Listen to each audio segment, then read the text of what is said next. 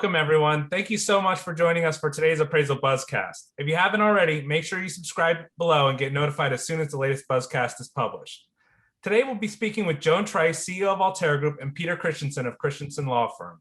We'll be discussing building your appraisal firm and the business building workshop at Valuation Expo. Joan, I'll hand it over to you. Thank you, Jim, and welcome, Peter. That's actually an interesting background. What am I looking at? That's the inside of the Santa Barbara County Courthouse here in Santa Barbara, where I live. Okay, excellent. It's a beautiful courthouse. It has more tourists in it than criminals. Oh, that's probably unique to any courthouse in the United States, no doubt. No, that is pretty. So what we want to talk about today, Peter, is the business building workshop that we're going to have at Valuation Expo at the Bellagio, September 8th through the 10th. So folks, if you haven't already signed up, please do. And this workshop is sponsored by Solidify, and you're one of our key presenters on this. And I know you're going to talk about a very scintillating topic of legal and accounting. So if you want to change the title of that, Peter, go have a stab at it. Yeah, I'm hoping we can come up with something more fun than legal and accounting. But it does describe my two majors. I was an accounting major undergrad, and of course, since I'm a lawyer, I did get a law degree. So it does describe me, but I think the issues that I deal with, they fascinate me all day long. And certainly when I talk about lawsuits and things like that, people do get interested in the topic because there are a lot of lawsuits out there that are really interesting. All kinds of things happen, of course, when people get sued. But this presentation is not so much about lawsuits and liability. It's really more about building your business. So I think there's like 5 things that we're really going to talk about. And these are questions that I get all day long from appraisers who are popping emails into me from across the country. And so it starts with like, what kind of business entity, if I'm building an appraisal firm, should I stay as a sole proprietor, or should I form an LLC, a limited liability company, or should I incorporate? These are like the basics of people talk about when starting a business. And so I'll talk about those considerations and even some of the tax considerations that have to do with that. And then we'll talk about employee staffing, employees versus contractors, a hot topic of contractor agreements. Can you treat basically staff appraisers as independent contractors? That's been a hot button for the last couple of years. And then I'll talk about some aspects of actually doing the work, not just lending work, but also, I think importantly, non-lending work, because this amazing mortgage cycle of appraisers being flooded with mortgage work, it's at some point in time, it's probably going to cycle down a bit. And at that point, I think a lot of appraisers will again be asking themselves, what about that non-lending work? How do I get that? Should I prepare in order to do that better? And a key part of that is I'll be discussing and actually handing out some really good basic engagement agreements for different types of services. And then I will talk, this is probably, admittedly, the most boring part of it. I will talk maybe for 5 minutes at the expo on insurance. So E&O, do you have the right E&O for a firm versus a sole proprietor? Should you look at general liability, or these days, should you consider cyber insurance? How much does cyber insurance cost? And then I'll end with something that I've written about a few times already. I've written a couple articles about it. And whether your business is small or very, very large, I'll talk about exiting your business. Can you sell an appraisal firm? Wow, that's a fascinating topic, especially given the demographics of the appraiser population and the age is there value to your firm? And then what do you have to have in place to make your business attractive to others to purchase? Exactly. I think that's really critical. I think there is, I mean, some of the points are obvious. It's obviously difficult to sell an appraisal firm if your only business is being a solo appraiser doing work for appraisal management companies, because then you don't really own a lot of business to sell. But even in that model, there's room for exiting your business with maybe a small sale. If you're going to sell your business to, say, a trainee, you could train the person who buys your business. But when we talk about selling firms, we're usually thinking about firms that have 5 or more appraisers in them.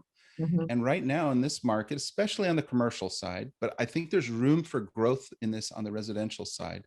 On the commercial side, small commercial firms are really selling for top dollar and actually fueling those appraisers' retirements. And so I'm working on a couple of deals right now. I think there's a lot of expansion, though, across the board for selling appraisal firms and coming up with better exit strategies for appraisers in the future. I think that's fascinating. Well, let's do this. Let's break for a commercial message. And when we come back, I have a few questions for you. In uncertain times, you need a certain partner. You don't have to sacrifice top-notch coverage for an affordable premium. Intercorp has all the options and is sure to have just the right one to fit your specific needs. They provide the appraisal profession with competitive, best-in-class E&O coverage solutions nationwide. Having served the insurance needs of the industry for more than 25 years, Intercorp understands the risks you face every day. Whether you're an individual appraiser, appraisal firm, residential or commercial, or an AMC, visit intercorpinc.net to get a competitive quote today. Joan, back to you. Thank you, Jim. So, Peter, I think one of the biggest confusions I see under the legal accounting moniker is that I read it in social media, almost daily about, hey, I want to hire a trainee. Are they an employee or are they an independent contractor? And then the follow-up question to that is, and should I have a non-compete in place because I don't want to train my competitor? How are those all interwoven, and what are some of the things that appraisers should consider? Well, if you're hiring a trainee, it is the choice of whether that trainee is your employee or a contractor. I mean, if you look at the IRS tests and also most state law level tests, it's very difficult to justify treating a trainee as an independent contractor. And this is something we'll cover in more detail in the session at the expo. But the fundamental problem there is that an independent contractor, under almost any test for whether you can treat someone as a contractor or you have to treat them as an employee, they really have to have an independent ability to carry on a business of their own.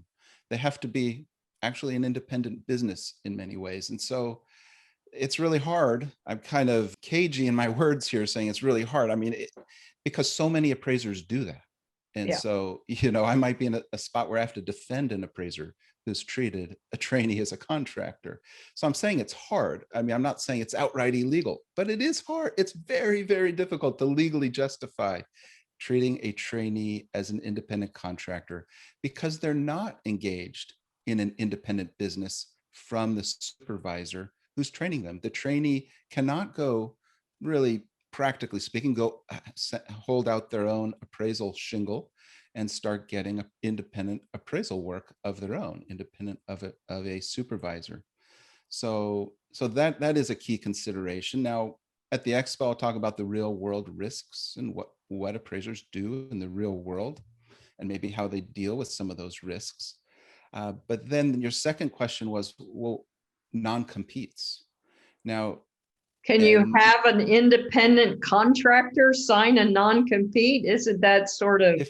If you do that and the IRS sees that somehow, you've basically just killed any possibility of the independence, right? Yeah, you can't, you effectively, no, you under any independent contractor test, to say that your independent contractor, this trainee, can not, for say a period of 2 years after leaving the relationship with you, go do appraisal work, you've just destroyed any hope of defending that as an independent contracting relationship. So that non-competes and independent contractors do not work together. There's also problems in general with non-competes, but if you are talking about an employee, a non-competition agreement, and so just so we're clear, what we're talking about is we're talking about an employer has their employee sign an agreement that says, after I leave your employment, and a typical period might be 2 years, I won't work as an appraiser in, maybe usually would say within a certain geographic area. It could say for certain clients, there could be different limitations on it that make it somewhat reasonable. So it's, non-compete is going to prohibit this employee of yours from competing against you after they've left your employment and also during the employment. And so is that enforceable under most states' laws? Yeah, agreements like that are enforceable under most states' laws. Now, there are some exceptions, and California being a big one would not work at all. But in most states, they are enforceable as long as the limitations are reasonable. Right. So again, something we'll go into a little bit more in detail at the expo. Now, this is not just a small firm appraiser issue. This is non-competes are very frequently signed by employee appraisers at large appraisal firms. So the appraisal firms that have 50 and 50 plus employees or large AMCs, they frequently have their employee appraisers and other employees sign non-compete agreements. And there are several cases right now where those businesses are seeking to enforce those non-competes against their former employees. And they can be really very, very difficult to deal with as an employee because they can really restrict your ability to make a living. Right. Okay. Jim, you want to have another commercial message for us? Yeah, thank you, Joan. Appraisers, when was the last time you wanted to work more for less money? The appraisal industry is headed that way. You have to do more for the same money, and now you have less time for yourself. DataMaster can change that. With their easy-to-use software, DataMaster lets you spend more time analyzing and less time typing. Plus, you get more information than the other data import products. Head to www.datamasterusa.com/buzz for more information and to learn how you can save an hour per report. Thank you, Jim.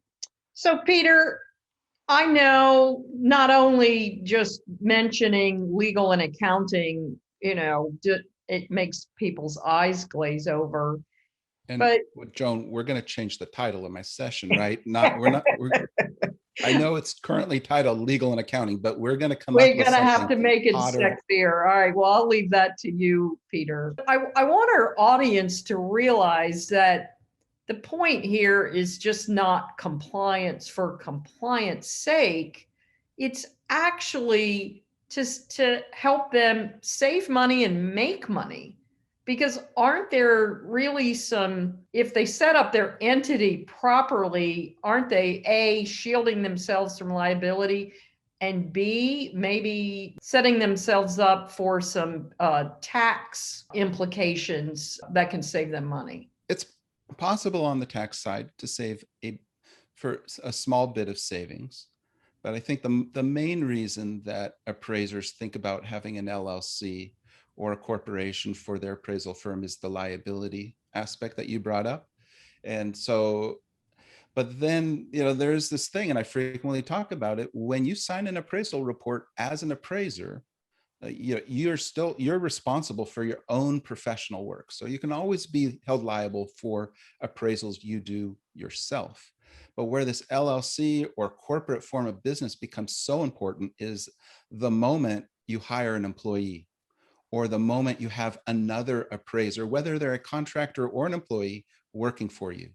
Because if you don't have an LLC or a corporation at that point in time, now you could be personally liable for that other appraiser's work as the owner of the business. That's where it becomes absolutely key.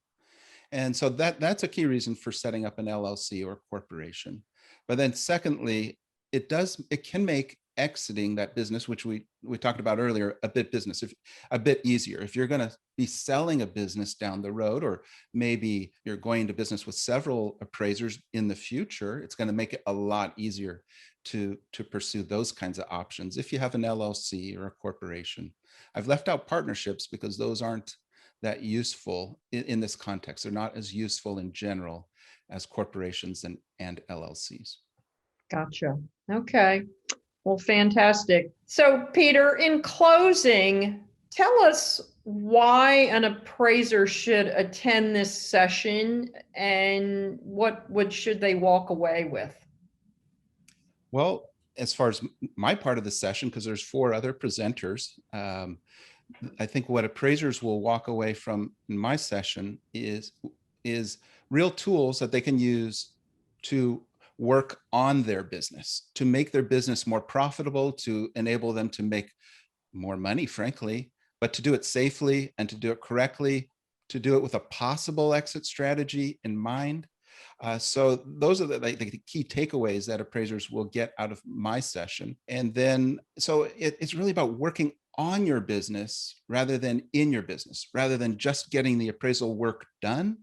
The session, I think, is more about how do we make your business better, stronger, healthier. And is one of the ways diversifying? I think you'd alluded to that earlier. I mean, and then that sort of feeds into the whole retirement thing. Yeah. The best way to make money, as I recall, was to grow that firm. That's right. I mean, like I work for appraisal firms of all kinds, from I work for sole proprietors to the largest firms and AMCs in the country. So I see where appraisers are making money, and the appraisers who are doing the best financially that I see are appraisers who have taken that next step. There are two ways when you're doing appraising. It's to take that next step and become a small firm and have staff members doing appraisals for your business. That kind of model is coming back. I'm seeing that more and more of appraisers calling me at least once a week now. Hey, I want to take my business to the next level. I'm going to hire some staff. That model is coming back again. And those appraisers who are kind of on that wave are doing very well economically in their businesses, because now they have a bit of leverage to their business. And then there are some appraisers who elevate that business even further. And of course, they have grand exits when they sell their business. But then the other way I see appraisers doing very well economically is with non-lending work. This takes a special skill set. No, not every appraiser can be, for example, a highly sought after expert witness, but there are appraisers out there who are charging in excess of $900 an hour as expert witnesses. Now, that's at the very top, of course, of expert witness work, but most appraisers who engage in courtroom work are charging $350 per hour. So even if you're working alone, that is, an incredibly economically beneficial business, and something that you can do even as you get older very comfortably if you become a recognized expert among your courts. So those are like the ways that I'm personally observing appraisers doing very well with the appraisal business. Excellent. Well, Peter, thank you. And it sounds like an awesome session in spite of you thinking that the title is dull. So thank you very much. And I will see you in Las Vegas. All right. Thanks, Joan. Thank you. Thanks, Joan. Thanks, Peter. That we really are excited for Las Vegas. And Peter, you're always great to have on the Buzzcast, so we appreciate your time again. Appraisers, if you have any ideas for a future Buzzcast or would like to be interviewed, reach out to us at info@appraisalbuzz.com. And we can't wait to see all of you at Valuation Expo at Las Vegas at the Bellagio, September 8th through the 10th. Have a great day.